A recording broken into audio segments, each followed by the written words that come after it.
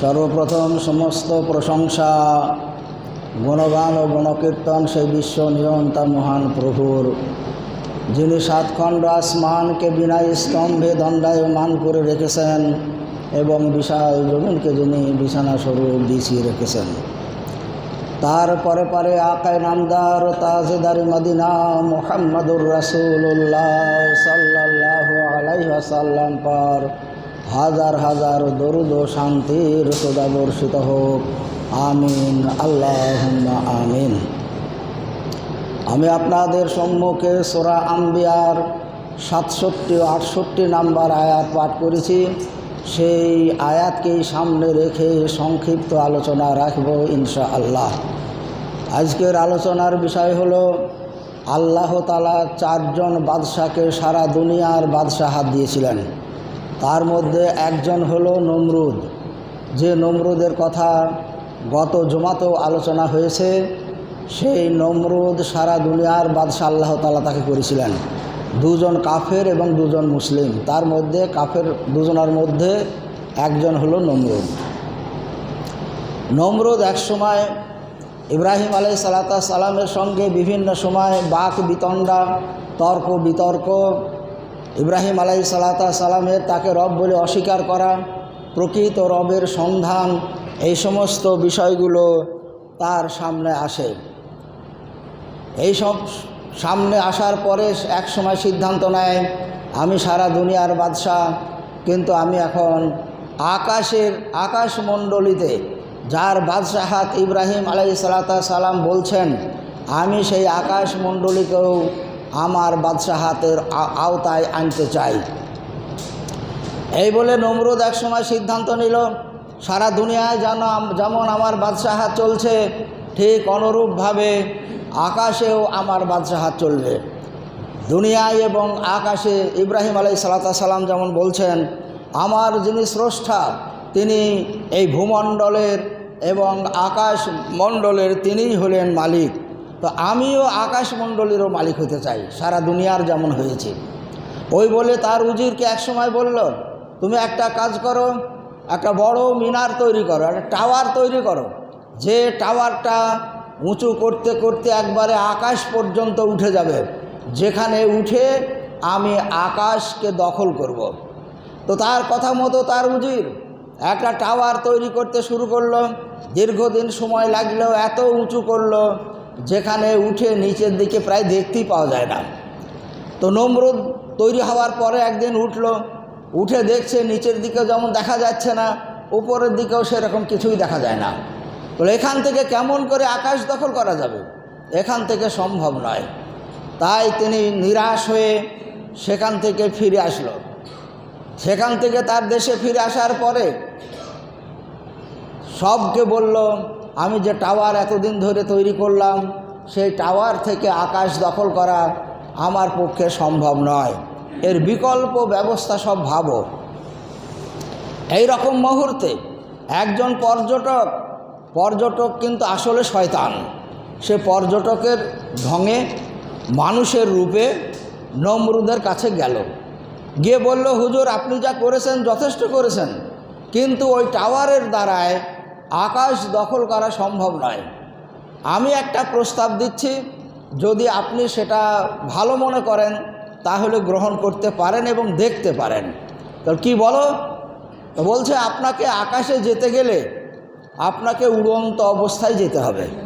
তখন এইরকম helicopter, rocket, plane এসব ছিল না। তাই একটা পরামর্শ দিল, আপনি লম্বা বড় 4টে শগুন আপনাকে পুষতে হবে। 4টে শগুন ধরে কয়েক মাস ধরে তাদেরকে ভালো করে খাওয়াতে হবে, খাইয়ে দাইয়ে তারা যখন হৃষ্টপুষ্ট হয়ে যাবে, শক্তিশালী হবে, সেই সময় আপনার কাজের প্রস্তুতি শুরু হবে। কীভাবে শুরু হবে? যে বক্স খাটের মতো একটা খাট বানাইতে হবে, সেই খাটের ভিতরে আপনার সরঞ্জাম যা কিছু দরকার তার ভিতরে আপনাকে রাখতে হবে। তারপরে আপনার সব কিছু তৈরি হয়ে যাওয়ার পরে খাটের 4 কোণার পায়া একটু উঁচু করে রাখতে হবে। সেই উঁচু থেকে 4টে রড, 4টে বাতা গিয়ে তার উপরে উঁচুতে 4টে বাতা এক জায়গায় হবে। তো তারপরে আপনার যখন সব প্রস্তুতি শেষ হবে, তখন ওই মাথায় আপনাকে কিছু মাংসের টুকরো সেখানে ঝুলিয়ে রাখতে হবে। আর এই শগুনগুলোকে তার 3-4 দিন আগে থেকে কিছু খেতে দেওয়া হবে না, একবারে ওরা ক্ষুধার্ত হয়ে থাকবে। এই রকম অবস্থায় ওই শগুন এক একটা পায়াতে একটা করে শগুন বেঁধে দিতে হবে, তার ট্যাঙে 4টে কোনায় 4টে শগুন বেঁধে দিতে হবে। দেওয়ার পরে আপনি সেই খাটের উপরে চাপবেন, আর শগুন ওই মাংস খাওয়ার জন্যে তারা উঠতে থাকবে, আর তারা যেমন উঠতে থাকবে আপনার খাটও তাদের সাথে উঠতে থাকবে। তারা যতই উঠবে মাংসও তার সাথে সাথে উপরে উঠে যাবে, মাংসও তারা পাবে না, তাদের ওড়াও শেষ হবে না। এইভাবে উঠতে উঠতে দেখা যাবে আপনার সেই খাট এক সময় আকাশের কাছাকাছি চলে যাবে। তখন আপনি সেখান থেকে আকাশে আক্রমণ করতে পারেন। তো নমরুদ দেখলো এটাও ভালো প্রস্তাব, ঠিক আছে সেটা করে দেখা যাক। এই বলে নমরুদ সেই রকম ব্যবস্থা করলো, একটা খাট তৈরি করলো, সেইভাবে বড় খাট, তার ভিতরে তার সমস্ত সরঞ্জামে, তার তীর ধনুক বা আরও যা কিছু রাখা খাবার দাবার সব কিছু সেখানে রাখা থাকলো। 4টে কোণার 4টে পায়া উঁচু করলো। শগুন খুব পালিত হচ্ছে, তারা যা খায় সমস্ত খাবার তাদের কাছে দেওয়া হচ্ছে, খেয়ে সব হৃষ্টপুষ্ট হয়ে গেছে। এইবার 3-4 দিন যখন খাবার বন্ধ করে দিয়েছে, তারা এত ক্ষুধার্ত, খাবারের জন্যে তারা ব্যতিব্যস্ত। এই রকম অবস্থায় 4টে শগুনকে 4টে পায়াতে বেঁধে দিল। 4টে পায়াতে বেঁধে দিয়ে নমরুদ তার সঙ্গে একজন উজির নিয়ে খাটের উপরে চাপলো। খাটের উপরে চেপে শগুন যেমন ছেড়ে দিল বাঁধার পরে, আর শগুন সেই মাংস খাওয়ার জন্য ব্যতিব্যস্ত, মুখ লম্বা করে সেই দিকে দিয়ে তারা উঠতে থাকলো। এবার শগুন যখন মাংস ধরার জন্য উঠছে, চারি পাকে পাকে উঠছে, আর খাটও সেই সঙ্গে সঙ্গে উঠে যাচ্ছে। উঠতে উঠতে এত উপরে চলে গেছে, নিচের দিকে তাকিয়ে আর কিছু দেখতে পাচ্ছে না। পাহাড়, নদ, নদী, বড় বড় বাড়িঘর, বিল্ডিং সমস্ত কিছু সমান হয়ে গেছে। দেখছে পৃথিবী সমতল, কিছু দেখা যাচ্ছে না। তখন ভাবছে আমি পৃথিবীর এরিয়ার বাইরে চলে এসেছি, এখন আমি আকাশের এলাকাতে পৌঁছে গেছি। এই সময় যদি আমি আল্লাহকে তীরবিদ্ধ করি তাহলে করা সম্ভব। আল্লাহ তাআলা তার আগে থেকে জিবরাইল আলাইহিস সালামকে বলছেন, জিবরাইল দেখো পাগলটার কথা দেখো, কাজ দেখো, ও যখন তীর ছুটবে তুমি ওই তীরটাকে যেমন আসবে সেই রকম যেন ফিরিয়ে দিও না। ওর তীরটা একটা রক্ত লাগিয়ে, রক্তে রঞ্জিত করে তীরটাকে ফেরত দেবা, ও যাতে দেখে বুঝতে পারে যে আমি সত্যিই আল্লাহকে তীরবিদ্ধ করেছি। তো জিবরাইল আলাইহিস সালাম সেইভাবে তৈরি আছেন। এখন সেই রকম উপরে গিয়ে আকাশের দিকে লক্ষ্য করে সে তীর ছুড়ল, তীর উপরে চলেই গেল। এখন সেই তীরে রক্ত লাগাবে, কার রক্ত লাগাবে? তোর মাছের গায়ে ভুঁকিয়ে মাছের রক্ত লাগিয়ে ওটাকে ফেরত দেওয়া হবে।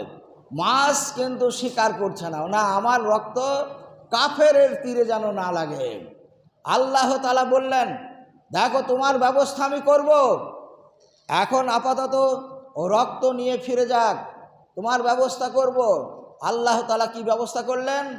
মাছকে এমন জায়গায় রাখলেন দুনিয়াতে, সারা দুনিয়ায় এমন কোনো জাতি নাই যারা মাছ খায় না। অন্যান্য জন্তু কেউ খায় কেউ খায় না, কোনো জাতি খায় কোনো জাতি খায় না, কিন্তু মাছকে আল্লাহ তাআলা ওই কারণে তার এমন বৈশিষ্ট্য করে দিলেন, সারা দুনিয়ার মানুষ মাছকে খায়, এমনকি মরে গেলেও খায়, আবার তাকে মরে গেলে শুকিয়েও খায়। তো নানানভাবে মাছকে খাওয়ার ব্যবস্থা আল্লাহ তাআলা করে দিলেন ওই কারণে, যার জন্যে এমন কোনো জাতি নাই যারা খায় না। এমনি ব্যক্তিগত কেউ খায় না সেটা ব্যতিক্রম, কিন্তু জাতিগত হিসাবে সমস্ত জাতি মাছ খায়, মাছ তাদের খাদ্য। তো যাই হোক, নমরুদ সেখান থেকে ফিরে আসলো সেই রক্তে রঞ্জিত তীরটা নিয়ে, এসে তার দেশে নেমে সবকে দেখালো, দেখো আমি আকাশে আজকে আল্লাহকে তীরবিদ্ধ করে ফিরে এসেছি, আজ থেকে আকাশে আমার রাজত্ব চলবে, আকাশে আমার বাদশাহাত চলবে। এইবার বলো গি ইব্রাহিম আলাইহিস সালামকে, ইব্রাহিম আলাইহিস সালামকে বলো সে কি বলছে। আকাশ যে তার আল্লাহর আকাশ, আল্লাহ আকাশ থাকে, দুনিয়ায় আকাশ থাকে বলেছে আল্লাহ থাকে, আমি আকাশটাকেও দখল করেছি, তাকে কি বলো। তখন তার লোকজন গিয়ে ইব্রাহিম আলাইহিস সালামকে বলছে, দেখো তোমার আল্লাহর যে আকাশ খাস ছিল, আজকে আমাদের বাদশাহ আমাদের প্রভু সেই আকাশমণ্ডলীকেও দখল করে চলে এসেছে। বলো এখন কি বলবা? তো ইব্রাহিম আলাইহিস সালাম বললেন, কালা আফাতাবুদুনা মিন দুনিল্লাহি মা লা ইয়ানফাউকুম শাইয়্যান ওয়া লা ইয়াযুররুকুম উফফিল লাকুম ওয়া লিমা তা'বুদুনা মিন দুনিল্লাহি আফালা তাকিলুন। ইব্রাহিম আলাইহিস সালাম বললেন, আরে শোনো, তোমরা এবং তোমাদের মাবুদ যাকে তোমরা বলছো, তোমাদের বাদশাহ, তারা সব এমন কিছু মাবুদের তোমরা পূজা করছো যে মাবুদগুলার কিছু করার নাই, তারা কিছু করতে পারে না, কিছু বলতে পারে না, তারা কিছু শুনতে পায় না, কিছু প্রতিকার করতে পারে না। এই রকম বস্তুর তোমরা উপাসনা করো, তোমাদের বাদশাহ তার উপাসনা করে, তোমরা সেই রকম একটা মানুষের পূজা করো। এগুলা তো সব নিথর, এগুলার কোনো মূল্য নেই। তারা ফিরে গিয়ে বলছে নমরুদকে, ইব্রাহিম আলাইহিস সালাম আপনার এই কথা শোনার পরেও সে আপনাকে স্বীকার করে না, আমাদের মাবুদকেও অস্বীকার করছে। সে বলছে তোমাদের মাবুদরা কথা বলতে পারে না, কিছু শুনতে পায় না, কিছু বলতে পারে না, কেউ আক্রমণ করলে কোনো প্রতিকার করতে পারে না। তো এইভাবে সে অস্বীকার করছে। তখন নমরুদ বলল, তাই তো, তাহলে কি করা যায় বলো? তারপরে ইতিপূর্বে আপনারা শুনেছেন যে সেই মূর্তি ঘরে গিয়ে ঠাকুর ভেঙেছিল, তারপরে একটাকে বাকি রেখেছিল, ঠাকুরগুলা সব ভেঙে দিয়ে এসে তারপরেও বলল তোমাদের বড় ঠাকুরকে জিজ্ঞাসা করো। এটা একটা প্রতিকার। নমরুদ এই সমস্ত কার্যাবলীগুলা দেখে তার সভা পরিষদকে নিয়ে বসলেন। বসার পরে বলল, বলো তো ওর কি করা যায়? এক এক করে আমাদেরকে অস্বীকার করতে করতে চলেই আসছে। তখন তার সভা পরিষদ সবাই এক মিলিতভাবে আলোচনা করলো। আলোচনা করে যেটা সিদ্ধান্ত তারা গ্রহণ করলো সেটা হলো, কালু হাররিকুহু ওয়ানসুরু আলিহাতাকুম ইন কুনতুম ফাইলিন। তারা মিলিতভাবে সর্বসম্মতিক্রমে তাদের যেটা সিদ্ধান্ত সেটা হলো, আর ইব্রাহিম আলাইহিস সালামকে এমনি ছাড়া যাবে না, এখন তাকে পুড়িয়ে শেষ করে দিতে হবে। তা না হলে দিন দিন যেভাবে সে বাড়ছে, আমাদের ধর্ম, আমাদের জাতি, আমাদের বাদশাহাত সব কিছু সে একদিন ধ্বংস করে দেবে। সবাই গ্রহণ করলো। নমরুদ বলল, ঠিক বলেছো তোমরা, তাহলে কিভাবে এখন তাকে পোড়ানো যাবে? পোড়ানোর একটা পদ্ধতি ঠিক করো। তো সভা পরিষদ যেটা ঠিক করলো সেটা হলো যে এক ফাঁকা মাঠে, বড় মাঠে জ্বালান সমস্ত একত্রিত করতে হবে। সব জ্বালান, প্রচুর জ্বালান গাদা লাগিয়ে দিয়ে সেখানে আগুন লাগিয়ে ইব্রাহিম আলাইহিস সালামকে তার ভিতরে ফেলে দিতে হবে, তাহলেও পুড়ে শেষ হয়ে যাবে।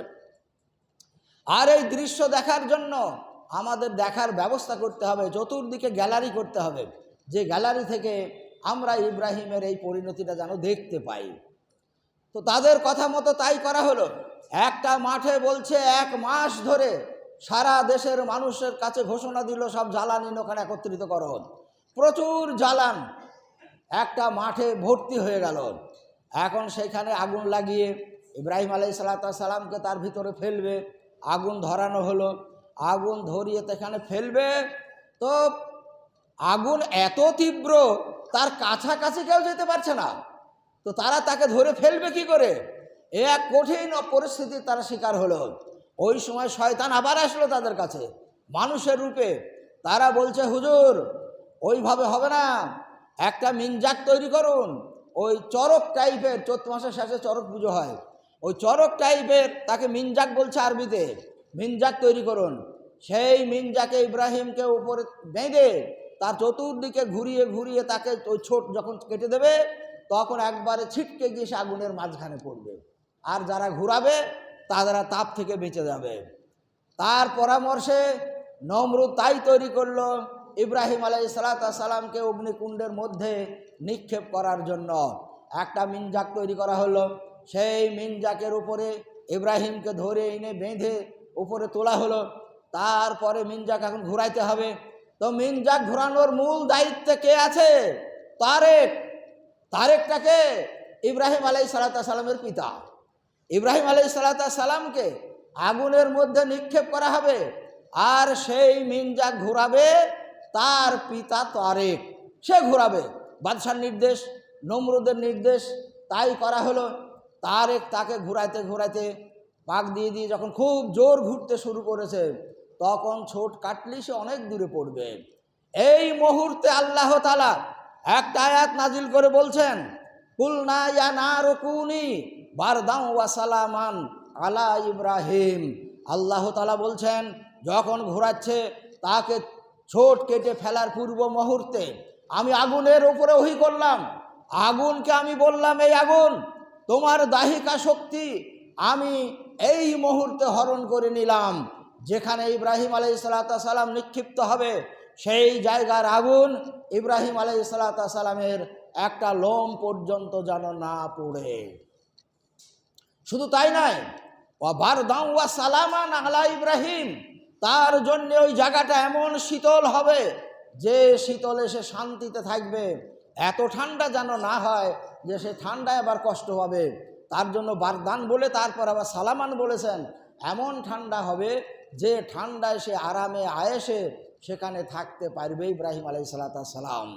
তাই করা হলো, তাদের চতুর্দিকে গ্যালারি করা হয়েছে, সরকারি পদাধিস্থ লোকগুলো সব বসে আছে, সরকারি এবং পাবলিক সমস্ত মানুষ দৃশ্য দেখার জন্য সেই সমস্ত গ্যালারি ভর্তি মানুষ। ইব্রাহিম আলাইহিসসালামের ছোট যখন কেটে গেছে তখন ছিটকে যাচ্ছে, আগুনের মধ্যে পড়বে। এই রকম অবস্থায় খুব গুরুত্বপূর্ণ সময়, সবাই এক দৃষ্টিতে তাকিয়ে আছে। ইব্রাহিম আলাইহিসসালাম গিয়ে যে জায়গায় পড়লেন সঙ্গে সঙ্গে একটা এলাকা নিয়ে আগুন লিভে গেল। আগুন সেখানে নাই, ওরা উপর থেকে দেখছে, আরে যেখানে পড়লো ওখানে তো আগুন নাই, কেমন করে ধরানো হয়েছে?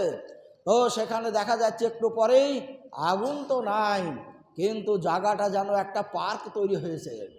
ফুলের গাছ, বসার জায়গা, ঘোরার জায়গা, বিভিন্ন রকমের ফুলের সুগন্ধ, সেই জায়গার মাঝখানে ইব্রাহিম আলাইহিসসালাম বসে আছেন। তারা এই অবস্থা দেখে নমরুদ বলছে, কি ব্যাপার, এরকম কেন হলো? তোমাদের ধরানোর মধ্যে, আগুন ধরানোর মধ্যে কিছু গোলমাল আছে? যারা ধরিয়েছে তারা বলছে, না, কোনো গোলমাল নাই, আমরা চতুর্দিকে আগুন লাগিয়েছি যাতে চতুর্দিক থেকে আগুন সমস্ত জ্বালানগুলো একসঙ্গে পুড়তে পুড়তে শেষ হয়ে যায়। কিন্তু ইব্রাহিম আলাইহিসসালামকে আল্লাহ তাআলা ওই জায়গায় রেখেছেন। যাওয়ার পূর্ব মুহূর্তে যখন ছিটকে ফেলবে, জিবরাইল আলাইহিসসালাম মনে কষ্ট পাচ্ছেন, এসে বলছেন, ইব্রাহিম আলাইহিসসালাম, বলো আমি তোমার কি সাহায্য করতে পারি? বললেন, না, তোমার সাহায্যের কোনো প্রয়োজন নেই, আমাকে স্বয়ং আল্লাহ তাআলা দেখছেন, প্রয়োজন হলে আল্লাহ তাআলা সাহায্য করবেন, তোমার সাহায্যের কোনো প্রয়োজন নেই। তাই জিবরাইল আলাইহিসসালামের সাহায্য তিনি গ্রহণ করলেন না, আল্লাহ তাআলার সাহায্যের মুখাপেক্ষী হয়ে থাকলেন। আল্লাহ তাআলা সাহায্য করলেন যে তার এলাকায় যেখানে গিয়ে সে পড়ছে সেখানে কোনো আগুন নাই, সেখানে পার্ক তৈরি হয়েছে, ফুলের গাছ, চলার রাস্তা, বসার জায়গা, সুন্দর আবহাওয়া, সেই রকম পরিবেশে সে বসে আছে। এই রকম পরবর্তীতে ওখান থেকে বাড়ি আসার পরে অনেকেই অনেক সময় ইব্রাহিম আলাইহিসসালামকে জিজ্ঞাসা করতেন যে আপনি ওই যে আগুনের ভিতরে ছিলেন সে সময় আপনি কেমন ছিলেন? তো ইব্রাহিম আলাইহিসসালাম বলতেন, আমি ওই 7 দিন ছিলাম ওখানে আগুনের ভিতরে, উনি 7 দিন ছিলেন, তারপরে বাহির হওয়ার ব্যবস্থা হয়েছিল। তো 7 দিন আমি এত আরামে, এত সুন্দর আবহাওয়াতে আমি ছিলাম যা সারা জীবনে আমি কোনো সময় অত বেশি আরামদায়ক অবস্থায় আমি থাকিনি। এ হলো আল্লাহ তাআলার পক্ষ থেকে তাকে শান্তি দেওয়া। তাই তার নিজেই ব্যক্ত করতেন পরবর্তীতে, আমি ওই 7 দিন আগুনের মধ্যে, সারা দুনিয়ার মানুষ দেখছে সে আগুনের মধ্যে পড়ল, আর আগুনের মধ্যে আমি যে অবস্থায় ছিলাম এত আরামে, এত সুন্দরভাবে, যে অত আরাম এবং অত সুন্দর আবহাওয়া আমি সারা জীবনে আর কোথাও পাইনি। নমরুদ তখন দেখলো এভাবেও তো হলো না, সে তো আবার এখান থেকে বেরিয়ে গেল। তারপরে তাকে আবার তার বিরুদ্ধে ষড়যন্ত্র শুরু হলো, তাকে হত্যা করার, তাকে মেরে দেওয়ার নানান ধরনের ষড়যন্ত্র হলো। ইব্রাহিম আলাইহিসসালাম তাদের ষড়যন্ত্রকে কোনো গুরুত্ব দিলেন না, আল্লাহ তাআলার সাহায্যের জন্য তিনি মুখাপেক্ষী থাকলেন। ওখান থেকে বেরিয়ে নমরুদের দরবারে তিনি আর যাননি, নমরুদের দরবারে যাননি, তার এলাকাতে গেছেন, তার এলাকায় বসবাস করেছেন। পরবর্তীতে অনেক লোক লাগানো হয়েছে, ষড়যন্ত্র করা হয়েছে সরকারিভাবে, কিন্তু ইব্রাহিম আলাইহিসসালামের ক্ষতি করতে পারেনি। আল্লাহ তাআলা রক্ষা করেছেন। তো এইরকম পরিস্থিতিতে ইব্রাহিম আলাইহিস সালামের এটা জীবনে এটা একটা বড় পরীক্ষা ছিল। তো আল্লাহ তাআলা সেই পরীক্ষাতেও তাতে উত্তীর্ণ করেছেন। অনেক পরীক্ষা তার জীবনে হয়েছে, কিছু কিছু আপনারা শুনেছেন, আবার অনেক হয়তো শুনবেন। তো যাই হোক, আল্লাহ তাআলার প্রতি তার যে ঈমান, তার যে বিশ্বাস, তার যে দৃঢ়তা, সেইটাই শেষ নবীর উম্মতকে দেখানোর জন্য আল্লাহ তাআলা এই ঘটনাগুলো আয়াত হিসাবে নাজিল করে দেখিয়েছেন। তোমাদেরও যদি আল্লাহর প্রতি ওই রকম ঈমান থাকে, আল্লাহর প্রতি যদি কোনো দৃঢ়তা থাকে, মানে থাকতে হবে। কোনো বিপদের যদি সম্মুখীন হও, কোনো বিপদের যদি কাছাকাছি চলে যাও, তোমাদেরকে ধরতে হবে আল্লাহকে। আর আল্লাহ তাআলা বলেছেন, ইন্নাল্লাহা মাআস সাবিরিন, যারা বিপদের সময় ধৈর্য ধারণ করে, আল্লাহ তাআলার প্রতি ভরসা রাখে, আল্লাহ তাআলার প্রতি তারা ঈমান ও আকীদা মজবুত রাখে, সেই সমস্ত লোকগুলোকে আল্লাহ তাআলাই রক্ষা করবেন। এ আল্লাহ তাআলার প্রতিশ্রুতি।